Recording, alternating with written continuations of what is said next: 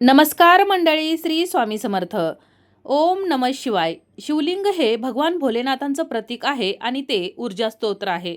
शिवलिंगात भगवान महादेव आहेतच, पण त्यांच्यासोबतच कार्तिकेय, गणपती, माता पार्वती आणि भगवान शिवजींची कन्या अशोक सुंदरी यांचाही वास असतो.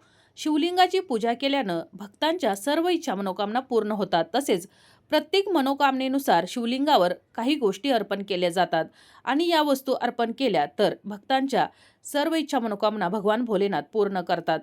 तर आपण आज या व्हिडिओमध्ये भगवान भोलेनाथांची कृपा आपल्यावर, आपल्या कुटुंबावर सदैव राहावी यासाठी भगवान भोलेनाथांची पूजा कशा प्रकारे करावी, भगवान भोलेनाथांना कोणत्या वस्तू अर्पण कराव्यात, त्याचबरोबर इतर देखील महत्त्वपूर्ण माहिती जाणून घेण्याचा प्रयत्न करणार आहोत. तर व्हिडिओ शेवटपर्यंत पहा. त्याचबरोबर चॅनलवर जर नवीन असाल तर चॅनलला सबस्क्राईब करा, जेणेकरून आपले असेच येणारे नवनवीन माहितीमय आणि भक्तिमय व्हिडिओ तुमच्यापर्यंत पोहोचत राहतील. तसेच व्हिडिओ पाहताना व्हिडिओला लाईक करायला देखील विसरू नका. शिवलिंग हे शिवांच्या सर्वात प्रतिष्ठित प्रतीकांपैकी एक असून लिंगम हा शब्द संस्कृत मूळ लिंग पासून आला आहे, ज्याचा अर्थ प्रतीक किंवा चिन्ह असा होतो. म्हणूनच ते भगवान शिवांच्या दैवी रहस्याचं, शक्तीचं प्रतीक आहे. आता आपण या शिवलिंगाची पूजा कशा प्रकारे करावी, म्हणजे शिवलिंगाच्या पूजेचे नियम जाणून घेऊया. तर हिंदू धर्मशास्त्रानुसार शिवलिंगाची पूजा सुरू करण्यापूर्वी सर्वात आधी शिवलिंगावर जल अर्पण करायचं आहे. आता ही शिवपूजा करत असताना जर तुमच्या देवघरामध्ये जर शिवलिंग असेल तर मी ज्याप्रमाणे सांगते आहे तर त्याचप्रमाणे पूजा करायची आहे.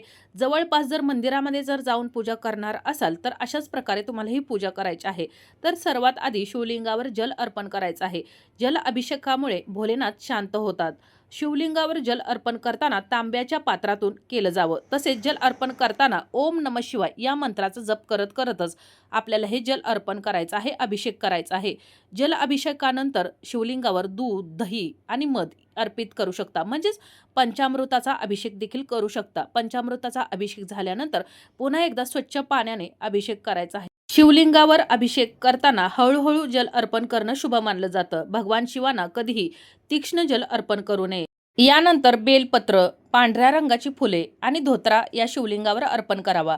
शिवलिंगावर गाईचं कच्चं दूध स्टीलच्या पात्रातून अर्पण करावं, कारण तांब्याच्या पात्रातून कच्चे दूध अर्पण करणे शुभ मानले जात नाही.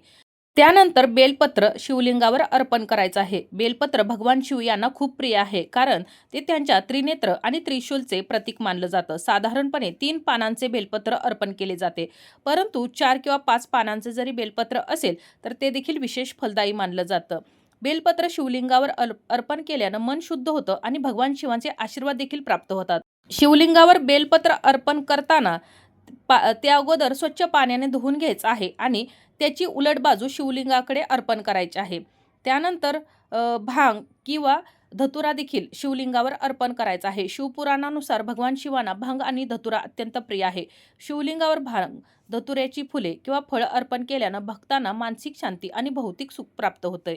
तसेच भगवान शिवांना चंदन आणि राख अर्पण केल्यानं त्यांचा विशेष आशीर्वाद प्राप्त होतो. स्कंद पुराणात असं म्हटलं गेलं आहे की राख अर्पण केल्याने भक्तांचे पाप नष्ट होते आणि आध्यात्मिक प्रगती होते. त्याचवेळी चंदन अर्पण केल्यानं व्यक्ती श्रीमंत होते, त्यांच्याकडे माता लक्ष्मीचा आशीर्वाद राहतो. तसेच पांढरी फुले भगवान शिवांना अर्पण करावीत. यासोबतच पिवळी फुलं देखील भगवान भोलेनाथांना प्रसन्न करतात. अक्षता म्हणजेच अखंड तांदूळ नेहमी शिवाला अर्पण करावेत. यामुळं सुख आणि समृद्धी प्राप्त होते. तसेच खीर आणि हलवा किंवा शुद्ध तुपापासून बनवलेली कोणतीही मिठाई असेल तर ती भगवान भोलेनाथांना नैवेद्य स्वरूपात अर्पण करायची आहे. हा प्रसाद सात्विक आणि शुद्ध असावा. शिवपुराणानुसार भगवान शिवांना सात्विक अन्न अर्पण केल्यानं भक्तांना दीर्घायुष्य आणि आरोग्य प्राप्त होतं. शिवपुराणानुसार भगवान शिवांना तुळशीची पानं म्हणजेच तुळशीपत्र अर्पण केलं जात नाही. तसेच तुटलेला तांदूळ भगवान शिवांना अर्पण करू नये. शास्त्रामध्ये असं म्हटलं गेलं आहे की तुटलेला तांदूळ अपूर्णतेचं प्रतीक आहे आणि भगवान शिवांच्या पूजेत संपूर्ण भात अर्पण केला जातो, म्हणजेच अखंड तांदळाचा भात करून अर्पण केला जातो, जो सुख आणि समृद्धीचं तसेच परिपूर्णतेचं प्रतीक मानला जातो. भगवान शिवांना केतकीचे म्हणजेच केवड्याचं फूल अर्पण करण्यास मनाई आहे. शिवपुराणातील एका आख्यायिकेनुसार केतकी आणि ब्रह्मा यांनी भगवान शिव यांना खोटं सांगितलं, ज्यामुळे भगवान शिवांनी त्यांच्या पूजेत ते स्वीकारणे बंद केलं. हे फूल अर्पण केल्यानं पूजेचं फळ आपल्याला प्राप्त होत नाही. त्याचबरोबर शिवलिंगावर शंखाचे पाणी अर्पण करण्यास शास्त्रामध्ये निषिद्ध केलं आहे. शिवपुराणानुसार भगवान शिवानी शंखचूड नावाच्या राक्षसाचा वध केला, म्हणून शंखाचे पाणी अर्पण करण्याऐवजी तांब्याचे किंवा पितळेचे भांडे वापरावे. भगवान शिवांच्या पूजेत हळद अर्पण केली जात नाही. हळद शुभ मानली जाते आणि सौभाग्याचं प्रतीक आहे, जी देवी लक्ष्मी आणि विष्णूंच्या पूजेशी संबंधित आहे. भगवान शिवांच्या तपस्वी रूपासाठी हळद योग्य मानली जात नाही. त्याऐवजी चंदन किंवा पूजेसाठी राख वापरायचे आहे. या सर्व वस्तूंसोबतच शिवलिंगावर शमीची पानं देखील अर्पण केली जातात. शमीची पानं पूजेसाठी नेहमी ताजीच घ्यायची आहेत.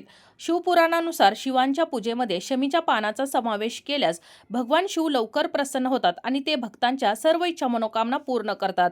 शिवलिंगाला महिलांनी स्पर्श करणं वर्जित असते. हिंदू धर्मशास्त्रानुसार शिवलिंग हे पुरुष तत्व आहे आणि त्यामुळे महिलांनी शिवलिंगाला स्पर्श करू नये. ज्या महिला त्यांच्या श्रद्धेनुसार शिवलिंगाला स्पर्श करू इच्छितात तर त्यांनी नंदी मुद्रेत स्पर्श करावा. महिलांनी शिवलिंगाची पूजा करताना पिवळ्या किंवा लाल रंगाची वस्त्र परिधान करायचे आहेत. हे दोन्ही रंग शुद्धता आणि पावित्र्य यांचे प्रतीक आहे.